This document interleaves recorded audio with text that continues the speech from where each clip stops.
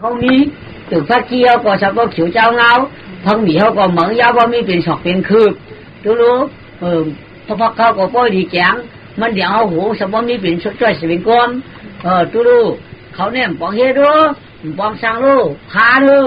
กว่าดูก้มหน้าต่อดินเบื้องที่ห้องวันหนึ่งเขานั่นก้มตัวหลายๆก็เอาชิมเอาโจ้จ้วนเยอะผ่านสู้ดูใกล้วันไหนห้างเปิดเนี่ยกำในวิปากก็อาเปียมาจัดกับนั่นถึงตายกับจัดคนมีมันนั่นก็ไม่เท่ากับเป็นลูกก้นผ่านก็มันก็เท่ากับเป็นลูกก้นผ่านว่ะไอ้ขึ้นตั้งหัวงั้นกับเป็นลูกก้นผ่านยาวกำในห่างที่นางเขาย่อกำในกับเกิดที่มึงหล่ะไหนก็ไม่ต่อมาวินวายกายเจ้าแค่มึงมากระถาอันนั้นได้มึงมากระถาเล็ดว่าจีมันนะมึงมากระถาเล็ดได้หลักถ้าคุณเอาข้ามอย่างหลักจีมันไหนนั่นที่มังจีว่ะมาเปียมาที่อันน้ามันมาที่มังจีอันเป็นน้ำนี้มันอุกตุมาใจดีป้าพระทีว่ะห่างดีนักก็ได้ไออันกูปุ่นดูก็ได้เพื่อตายจัดนั่นแหละก็เลยทำเมื่อเป็นทุกคนเดียวคุณเอาข้ามมาไม่ไอกูปุ่นดูนั่นว่าเมื่อก็ไม่ว่าถือมาตักคำนางนะน้ำมึงมันก็ถ่ายเรียนนั่นน่าแอบก้าใบชีอุกตุมาใจดีป้าพระทีได้นอนผ่านหางว่าไหนก็ไม่นอนผ่านหันควายงานฝึกโลตัวหนึ่งมาอยู่นะผมมันนางสีเดียวเนี่ยเดียนเอาไฮไลท์กว่าไว้นั่นมาชาวยี่เป็นเจ้าฝึกมามีนะผมมันนางว่ะก็มือเดียวมาต่างเรามืออยากคนเอาคำกันได้ว่ากาอุมุนพุงรางเจ้าป้านางเหนือมากัดขาคำว่าข้าพันในหลักนาแสนในสานยามชิงน้ำหมอกความร้องเพียรตีป่าเดิมและดังข้าหันไปไว้จินกาช่วยมันเปิงทองเหอยามันเดินลื่นขึ้นไว้ในไว้จิงจองชิจองพอทูตัวผู้พวงเอาจวนมากกวนก็ตูทันพวกกึ่งอีกหยอข้าวจิงน้ำหมอกลุ่มดวงขอคุณประจังจานพันขนังชานเยาปฐมาพันมาหิงชาอยู่ช่างภูมิค่าฉีชายามคืนเพื่อนออกมาจำเย็นปิ่นจ้างมังกลาเกอีกคนเงินผ่าขาวไว้มันนั่งความว่าเมียจองเจ้าไหนข้าผันเจ้ทันว่าข้าเอาพี่คุณออกคำคำมาข้าหนอเขาพนันชาหนาข้าพนันชาหนาข้าพนันใกล้งานหนูมาเขาปุ่มข้าใกล้งานฝึกมันออกกว่ายอดซ้ำเย็นเปลี่ยนร่างเผือกนี่มันเป็นอีหยังค่าต่อเป็นเจ้าค่ะคุณนอคำเขาก็เมียดีป้องขานันป้องก็เห็นบอกว่าอุปกรณ์แต่ปฐมาเป็นหนึ่งทุติยาเป็นสองตติยาเป็นสามจตุตาเป็นสี่เป็นจัมมาเป็นห้าชะตาเป็นหกชะตาเป็นเจ็ดอัฐาเป็นแปดนวาเป็นเก้าตริงซา31ตริงมิน3ตริงซา30อีกัตสะเป็นหน้าตองสาวเหนือตัวตัสสะ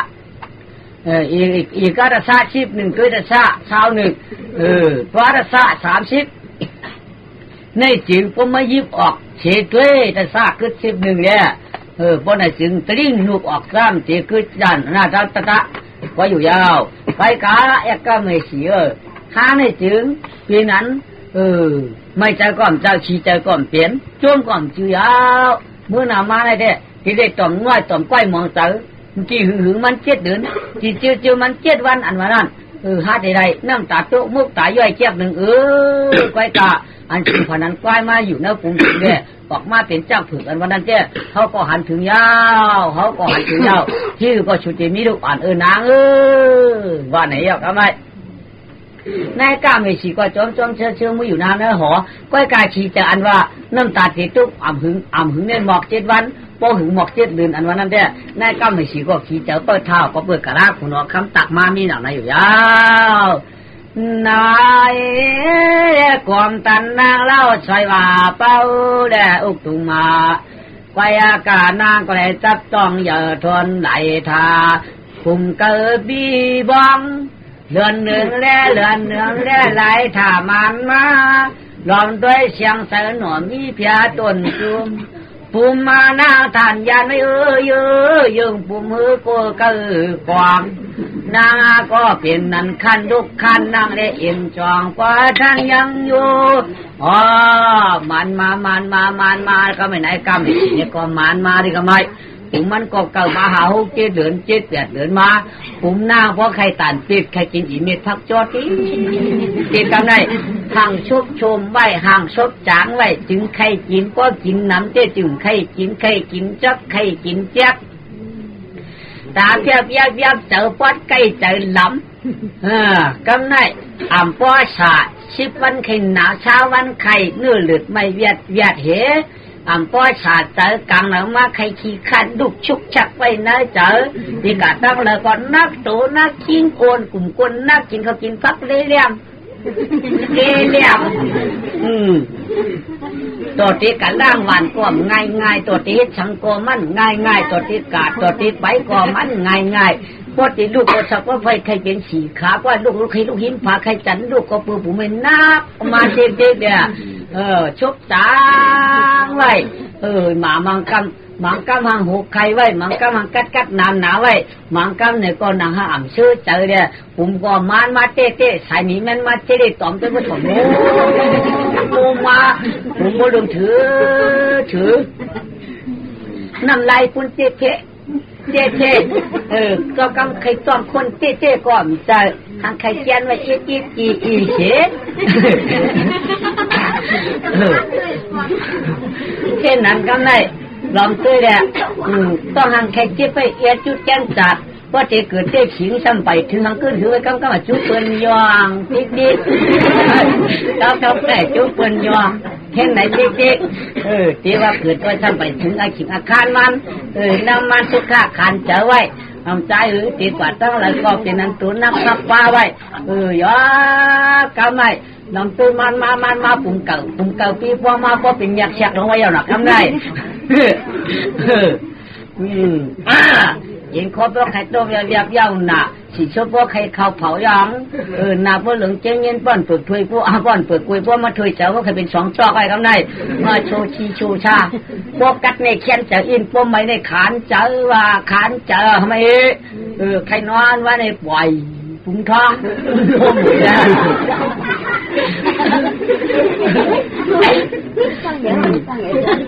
ต้องอย่าอมขาดเจ้าลูกก็กัดได้ชัดอีกหนึ่งว่าผมว่าก็ไม่นั่นหนาตาหันแต่ไว้ก็เปิดยืนชันมาก็ไม่ไก่กลไก่เงี้ยไก่ตองคนไว้น้ำลายไก่ปนถือมาชิบตื่นเต้กันเลยเกิดออกมาเอาหน่ะย่าเมื่อคำเตี้ยเกิดนั่นเต้ต้องแกนเมื่อคำหล่อนจีนั่นเต้ต้องมวยหน้าตั้ง2-3บ้านหลวนในหลวนตุ้มหลวนตอกเราก็ไม่นอกสองตำหูของตุ้มไม้เอาน่ะหลวนได้กินไว้บินไหวแล้วต้องแก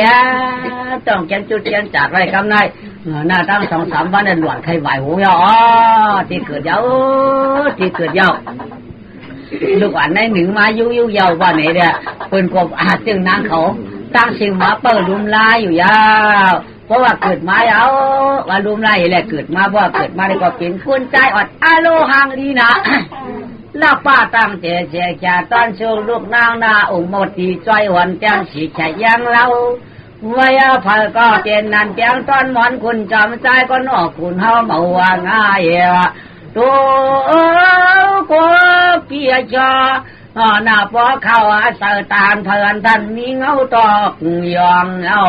เพื่อนก็เงาท่านลุกยองเปียวเชิงยืงอื่นยืงเลื่อนมวนด้วยหน้าขาวนวลลาป่าตั้งเตรียมจังว่าหน้าฝึกจืนขาวของเตนีเป็นอันตันเจอวันนายเรียงก็นอนลาเพเจ้าเมียไว้ยอมไม่ห่างดีหนาลูกใจอย่างไรอย่ามาก็ไปจ่องห้องเอาปีต่างหูลาปีต่างกะลาเขาเจ้ามาเฉยจื้อปันเสียงลูกใจหวานขาในห้องว่าหือแล้วอ่ะห้องว่ามาหาเปียมมาคติยามังคีหนังเก่าห้องจอมจิวมันหนังเก่ามาหาเปียมมาสารามังคีมาเปียมมาคติยามังคีว่ะอย่ามาอย่ามาเลียกก็เลียกน่ะห้างก็ห้างดีน่ะว่าหน้าตั้งเฉาะมือไปได้ขุบไล่ปีก็มือตั้งตึกจางทำจางการชื่อนั่นก็ชัมป้อมไล่ไว้เนื้อพาเนื้อเพียนชัมป้อมไล่ไว้ตีแก่นตีป่วยตีโอน ก็ปุยจึงหือดีว่าเลยว่าจึงนั้นไหนจึงนางเขาเนี่ยมี5 ปากเขาจุดเมื่อนุ่มกระหมเมื่อเปียงพอมึงเลี้ยงว่าเขากว่ากระหอบเมื่อกำพองก็เอาเจ๊เสด็จเรียบพี่ไพ่สะป้องแต่หลายหอบก็เต้นเมียในปันกินนุ่มยีปองยีขานก้อยเด้อจึงนางเขาทำป้อหอบอยู่เฉียวเดียวเป็นนั้นยิ้มตัวจ้าหน้าป้นเสียงที่ขี่กับเพื่อก็ยิ้มจ้วงว่าร้องจ่องหาอะไรมาเปล่าหรือที่ปลาหลืนไว้เต้นเนี่ยหลอนเตเจือนมวนนางกลางข่าวปีสาวตั้งหลายชายเจอเปียงตอนมวนขุนมังซาจะเอามือมาแก่นยิบน้วมบอกว่ายิบเดวันไหนวะชำพอพึ่งไว้ถึงพึ่งเยี่ยวเรื่องเขานางเขาเมื่อนาถาข้าวปลายมาอยู่เจ้ามังเช้าปล่อยอย่างมาบนไหนแต่ได้เปลี่ยนตังเรียนกวนได้เปลี่ยนตังกวนเมื่อเรียกได้ปืนเรียนล้มเมียปล่อยอย่างมาปืนเรียนล้มปืน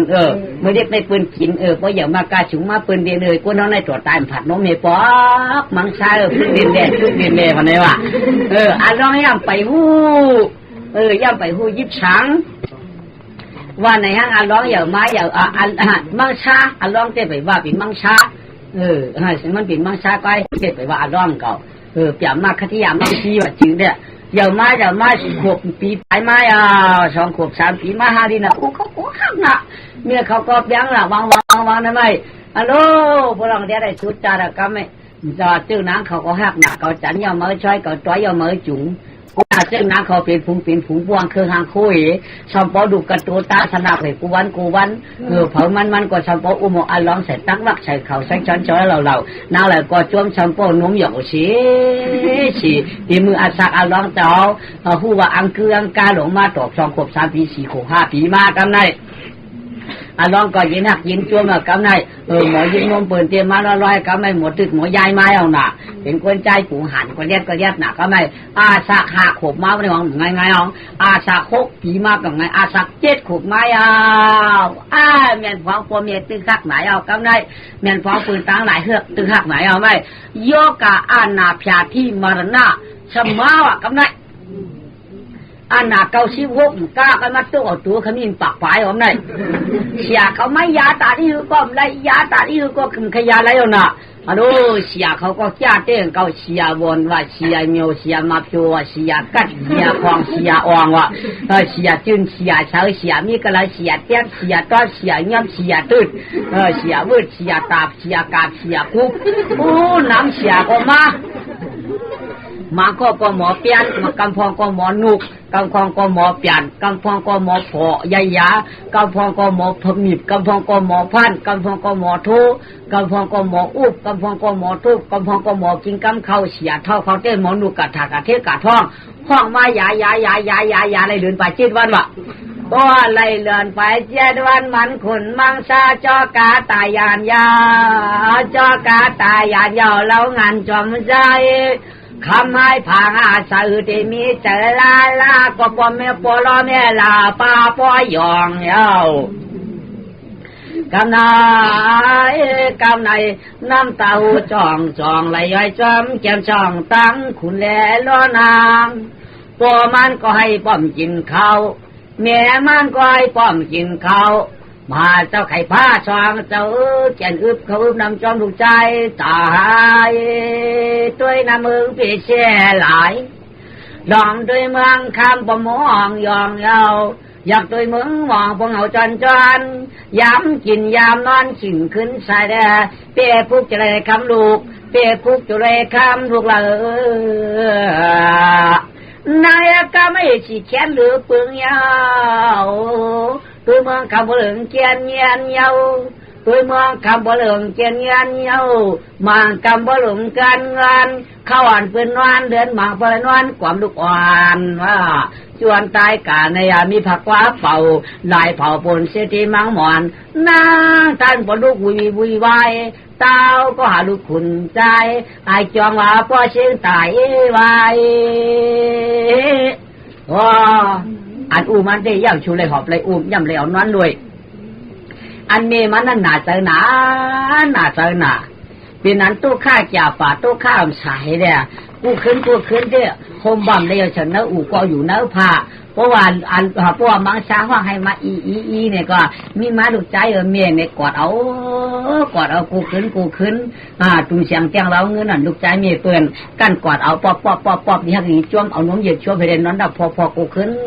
เต็มอาชาตั้งเอามา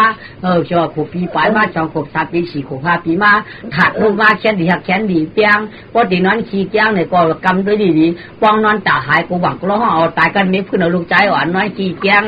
ตัวมือเลี้ยงกันรุมล่ากูขึ้นไหนมาหนาวเดินไป7 วันก็ได้เอาตายเปลี่ยนกรรมได้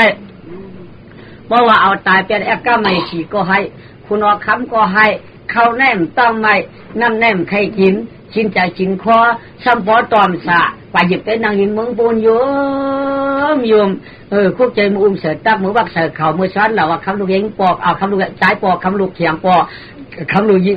คำลูกเสือคำลูกใจปอกคำลูกเสียงแม่คุกใจในมือยามหนังนั้นเหี้ยวเนี่ยต้องว่าข้าผมมีป้อมกินข้าวยาวก็ในข่าวว่าลูกใจขำตายว่ะคำว่าลูกใจขำตายว่ะหักหนับยังหนักก็ไม่จองเต้าปีนยันเอากว่ามันโอ้มาสีเดียเอาเสวยเนื้อกว่ามันเอาปตาลันมาชาดไว้อย่าไปให้มันจุมันลานก็เปิดว่าหักหนาจานสีเอาเดียเอามาชาดไว้ปตาชาดตูมันไว้เดียวไม่เอาใส่เนื้อกว่ามันปันห่มผ้าจะว่าชื่อปันดีๆไว้เนื้อกว่ามันนี่ได้ตัวเขาไม่ได้หักเนี่ยเขาไม่ได้ตัวสีไว้เนื้อหอนลูกคันหางมันอยู่ยาวไตไฟไว้ปันนี้เพราะว่าการคำมาอุ้งป่วยหยองเนี่ยก็ให้ลูกใจไหนนี่ก็เข้ากับหลอมตัวเด็กกันเลยมีเนื้อกว่ามันน้องเขากับห้องให้อยู่เคยชื่อที่นั่นย่อป้อให้ปีเตอร์ปีพร้อมขึ้นมานอนลำไฟแมวขึ้นเข้ากะให้ตัวลูกใจขาว่ากะคำเสียงใจคำเสียงใจไม่นอคมก็เลยก็เมี่ยมจังยินย้ายก็เปิดมีมันเย้าก็เปิดลูกเก่านอนอยู่พ่อแต่ลายตานชุมจะปั่นเบี้ยงอยากเคยนาลูกเก่าในตัวแก่ผึกที่ไหลตานแจกเรียกอันเราชีก็เลือดมีเชียมนูตัวไปตัวมาลาเป้าเจ้าเจียนเตียงแล้วอยู่ตื่นลูกเพียนเขียใจมังกรเสียลายคำตายันดาเทมินอเฮือนวันเดกันระวังงาพื้นเทสุภาเชื่อลูกเก่านอนสีเนื้อความมันกันให้นอนสิเนื้อก็มันก็ได้เมียมาให้แต่เลยก็ลุงยินโยลูกใจเมียนออยากเจอหน้าเมืองเจ้าห่างป้อมอ่อนเชื่อ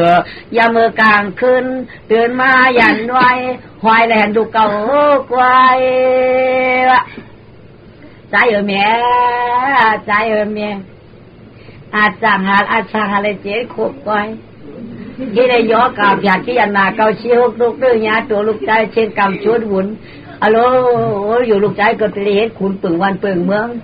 มันก็ถ่ายดินลงเขาในลูกอยู่ลูกใจก็จะได้เปลี่ยนชาเชื้อเจอที่ดูจ้องหางมาหายเมื่ออาปลูกใจไกว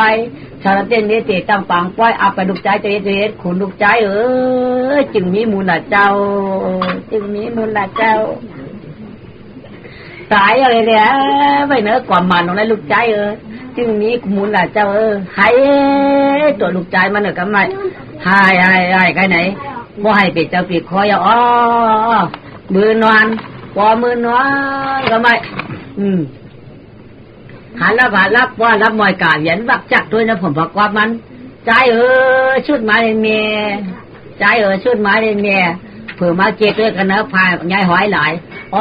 ลูกใจก็ตายเฉนกว่ามันอยู่ห้อยลูกใจก็ตายเฉนกว่ามันอยู่ห้อย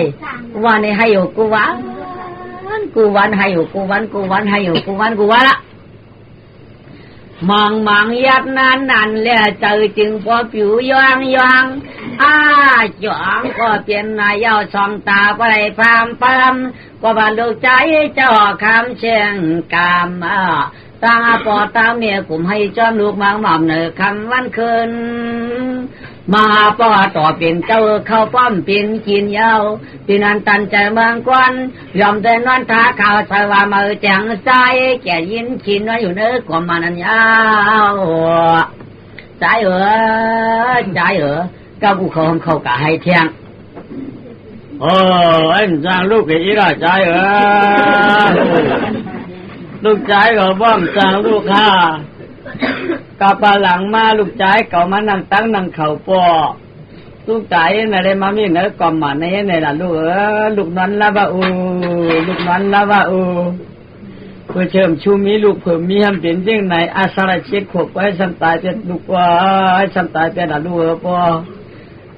ให้ไหนเขาให้พูดมือนวลอย่างคำพูดคำมือเมียเขาช้ำมือให้ตัวว่ากะคำใจหมอย้อนก็ใจหมอลูเผื่อมาเกิดเป็นกวนมาก็ช้ำตายถูกไว้เพียงหมอลูกก็ลูกใจคำหมอย้อนอยู่ว่าตีมาเป็นหอคำมังกี้ก็ผุ่งที่ชวนก็ลูกใจเหนือเจ้าลูกใจเหนือเจ้าลูกใจป้อมยุ่งลุงลูกใจป้อมลุยยืนลูกกินข้าวหลามแม่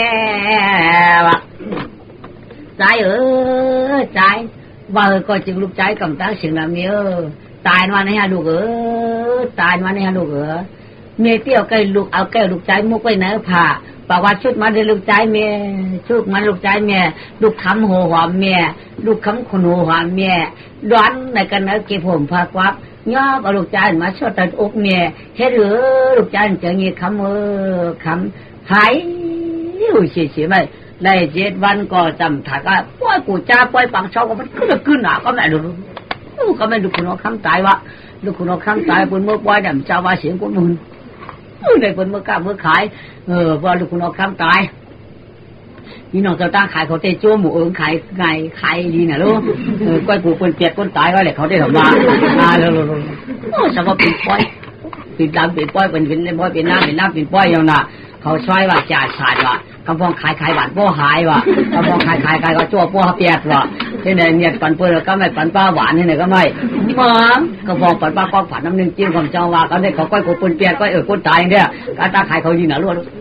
คืออะไรว่าอะไรก็ไม่ป้อยมันคือหนาวน่ะปัดเลยมาชีวันก็เป็นนั้นเลยมาชาวันก็เป็นนั้นไม่เลยมาชีวันก็เห็นนั้นเลยมาชาวันก็เห็นนั้นจำให้ที่อุมีเขาได้ยอมเขาได้3 วันกินตา2 วันกินตา20 วันกินตา10 วันก็ใครกินตาอ่อนย่าเลยมาเลื่อนไป7 วันถึงมามือผูกว่ากำไรพอถึงมามือผูกกำไรยาวที่ว่าข้าจูจะดูดอกกระดับกระปราเดบ้าคนที่แกมา30 ป่า3เจ้าของขึ้นปังกูมือก็ไม่ขึ้นปังกูเนี่ยตลอดด้าสู้ธรรมานั่นเขาจีนี่วะมือเดียวได้มังซาลูกคุณหัวคำเปียมาคัตยามังซาอ่อนตายเอาเขาจีก้อยกับกู้สูมานั่นมีก้อยกับวดมันมีก้อยกับเขาจีเจ็ดจะน่าจะเอามาปรับรู้เอามาปรับข้าวเมารู้เอามาปรับข้าวเมาเลยวิสัยจุ่มเขามากวักเลยลูกกู้ชูเลยดูไว้สังเลยก้อยว่าอะไรก็ไม่คุณคำอันเป็นคุณจะรอกกระบะที่ป้ามากวักด้วยตารางก็ไม่กวักด้วยวันไหนมันได้หลุมเงิน2 ปากวันไหนมันได้หลุมเงินปาก1วันไหนมันได้หลุมเงิน50วันไหนมันได้หลุมเงินงามัดวันไหนมันเหลือเงิน3 ปากวันไหนมันเหลือเงิน3 จ้อยวันไหนมันได้หลุมเลยโอ้ตาหลุมเลยนะย่อก็ไม่ที่เงินคำมันได้หลุมน้ำเย้าเดี๋ยวนั้นเนี่ยวันไหนมันกับกูชิ้นใดเขาได้ยินวันมันตีดูมันกูชิ้นใดวันไหนมันตีดูเขากวนกูชิ้นใดวันไหนมันได้ดูมันกูชิ้นใดวันไหนมันได้เหลือกูชิ้นใดไปกับมือเดี๋ยวในแต่มือมันกัดแก้ได้ทำยินวันกูเที่ยวยินไปห้องขาผีกันดู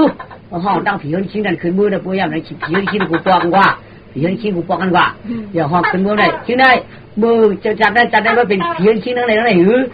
ข้าเป็นผีชิ้นตั้งห้องเขาชิ้นตั้งจานนั้นอันเมื่อกูเงินชิ้นหอนมือเตียนจอมหารชิ้นพักกินกับผีพักถูผิวผู้ไหลมือเตียนมือชิ้นหอนมือกูดูแลจอมหารผิวคนใดจะมามือขึ้นมือกูได้ข้าหันเฮยมือขึ้นมือเตียนข้ามหันทำอะไรก็ไม่ชิ้นพักถูรู้จอมหารมือเขามือเตียนข้าเป็นเก็บข้าเป็นผีพักถูก็ขานมือกูไว้ข้ามหันมือเตียนค่ะชิ้นนั้นมีดูอย่างไรผีไฟรู้มือขามือกันว่าหือไว้ผีไฟเขาบอกมือกูที่ว่ามันยันปฏิดูติต้านว่าเงินมันเป็นนั้นเป็นไหนว่าเงินมันแจ่มจ้าว่าเมื่อกูเงินประเดี๋ยวเงินจะเฮิร์นขานั่นช่องปากเลยชามปากเขาฉีจ้อยเขาหาจ้อยเขางามัดเขายาเขามูเขาเมื่อกูเตี้ยนเมื่อกูก็มันเตี้ยนค่ะขาหันดีๆเขาเอาผีตารู้ยุ่งเจ้าจำตั้งอยู่สุ่มหูอยู่ห้องทางผีตามามูมึงกับกูได้หยิบเนื้อเขาไก่เอามึงกับแจ้นได้มันไก่พวกชิ้นได้ไอ้นั่นได้มันเนี่ยชิ้นนั้นรู้มือเดียวมันตายบีกันเหรอ อ๋อเนี่ยคุณจะมาช่วยหยัดด้วยกับเป็นตุ๊กตากับเป็นตุ๊กตาอยู่กับชื่อหางเงี้ยนี่อุ้งก็ตายเมียก็ตายอาสาเลย7 ขวบไปหมดเดียวอย่าเป็นนั่นแหละเพราะนั้นอย่าเป็นนั่นแหละเพราะนั้นก็กับชิงได้ไอ้นี่คุณเอาข้างตายในก็ไปจัดก่อนน่ะกูเงินปืนดูเนี่ยไอ้จูมันได้ขาม7 ขวบก็ยาวก็กับมือเหลียวได้ไอ้จูมันได้ดูชิ้นนั้นได้เป็นไอ้ตุ๊กตานั่นหรือมาขามจ้าจ่าจ้าชิงยาวเป็นเจ้าเงินจัดก่อนนั่นหนูได้ขามจ้าอย่าเป็นนั้นจุดสนุกกับหลายที่ป้าเฉาชูกับค่ายเอาตัวไอ้อันตายนั่นนี่เด้อเอาเปลี่ยนไกลๆเอาช่างจิ๋วไปก็กับชูกาวไอ้ตุ๊กตากว่าช่างไว้มือเดียวมามีใจเด็กปืนที่ว่ามันปืนเป็นหมัดหมางถามว่าเป็นลูกคุณเอาข้ามเยาห้ามพาขาก็เหมือนกันเยาหน้าตาขาก็เหมือนกันเยาเรียกเหยื่อขาก็เหมือนกันเยาเล่าข่าวก็เหมือนกันเยาชูเตียมขาก็เหมือนกันเยาตีเรียกเหยื่อยอมก็เหมือนกันเยาโคเงินโคข้ามเนี่ยก็ชักขึ้นเอาโคไอ้นั่น1 บาทให้เยาก็คุณเอาข้ามหม่ำหูในเต้ถักเป็นโก้นั่นหนูเตี้ยๆเนี่ยพิช้างพิช้างก็ปืนช้างเนี่ยก็ปืนกระจัดก่อนมันกูปืนดูก็มันแก้นขึ้นได้มันถูกได้จำจ้าตัวปอเท้ามันตัวปอเท้ากำทุ่งเปิดว่า7 วันก็พอแจ้งก็แจ้งความแจ้งเป็นกู้สู่ก้อนเฮากูนั่นว่าไหนก็กะปอก้อนปอก้อนนั้นมีจีนน่ะจอมได้เป็นกู้สู่ก้อนมีจีนเป็นกู้สวนก้อนในปานนั้นป้อมมีจีนน่ะนี่ก็เปลี่ยนไอ้หนังกันยาก็กะไอ้ดาวหองอะไรเด้อมันมีจีนน่ะจอมน่ะเปิ้นเตียนก็มันจอมชื่อน่ะเปิ้นเอากะหลู่ร้องเปิ้นเอากูหลู่ร้องมันเป็นพุ่นมันจะเอาหลู่ก็เป็นพุ่นก็ฟังกามันว่าไหนเด้อจีนน่ะมันป้าน่ะก็กะเอาในกะตางในไอ้ในถูกเฮ็ดคุณเอาข้างอันนี้ถูกการจำกู้ช่วยโจ้นิ้วลองหลู่ลองตาในมือในปุ่นดึกด้วยด้วยหากายยังก็ยังไม่ดีจีนหนาวหลวงมีแต่จีนหนาวด้าเชียงกุงเจียกมันเป็นที่หือเดียมันเป็นกาป๋า